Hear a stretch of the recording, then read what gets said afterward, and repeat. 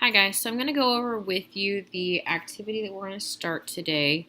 I did get this from MIT. It is not college level MIT, but it's a challenge for you, not something that I think is completely out of your capability, but I picked it because I knew it would be a challenge for you. So if you take a look here, this is what you have a paper copy of. So this first part here is just some readings, and you'll notice I've got some scribbles on here.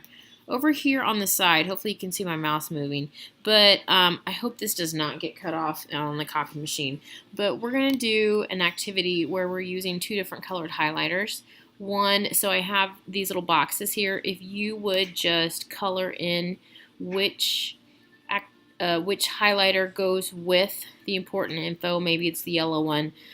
Things I don't know, maybe it's blue, okay? Now, let's say you don't have highlighters. You can also make this work with just a pencil. So if you did like underline important info and circle things I don't know, things or words.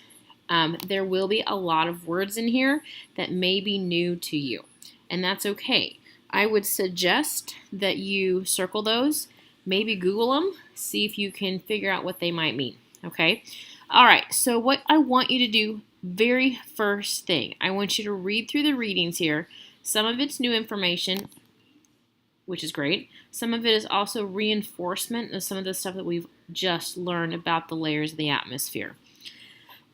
This page here is going to go way more in depth about the ozone, which is pretty important to us.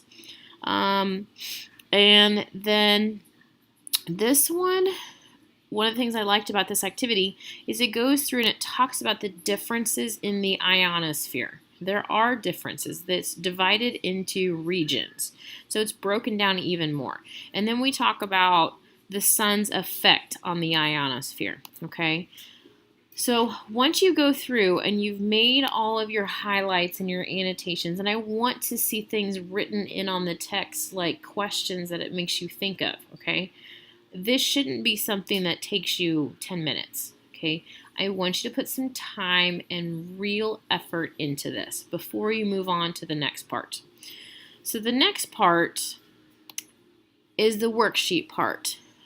So what you're going to do after the readings, which is what you just finished, you're going to complete this data table.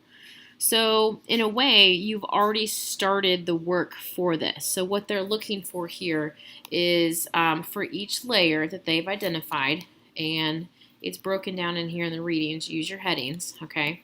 So for each layer that they're looking for, they want you to list important characteristics of each layer, which you've already highlighted, so going back should be pretty easy.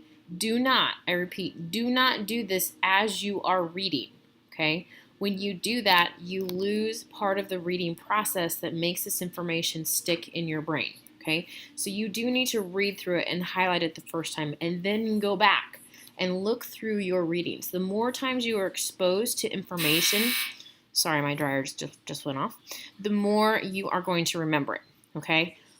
To be completely honest with you, the annotations and this part is kind of what I was hoping that you would have done on Friday, okay? Moving on, let me go ahead and go through the next part because some of you are speedy workers and we'll finish sooner. The rest of this, it's asking you to refer to a graph, and it's more like a graphic as opposed to a graph, okay? Those I have put into a separate document because they are huge color pictures, and I cannot print 20-some pictures in full page color. We're running out of color ink. Not going to work. Okay, so using that information, can I do this? Yeah, let's try this. So you're going to fill that out. And that document looks like this one.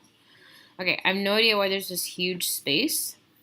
But yeah, so here's the title, Average Temperature Profile of Earth's Atmosphere. We refer to that in the worksheet, which one you need to look at. So here's this, see full page, super huge. If you take a look at this, You've got altitude, which is as it goes up.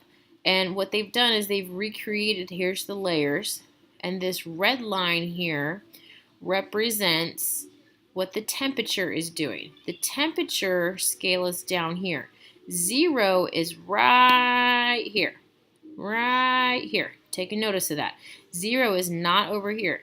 They had to be able to show the negative temperatures on here. Okay, and it is in Celsius. Remember, Celsius, water freezes at 0 and water boils at 100. Okay, so you can kind of see what happens. This one goes into layers D, E, and F of the ionosphere.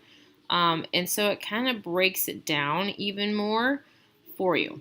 Okay, so there's that one. Let me go back to this one and scroll to where we were. Okay, so first graph. Here you go. Average temperature profile of Earth's atmosphere system. Use the same image. These questions, these analysis questions, you're using the same image. Okay.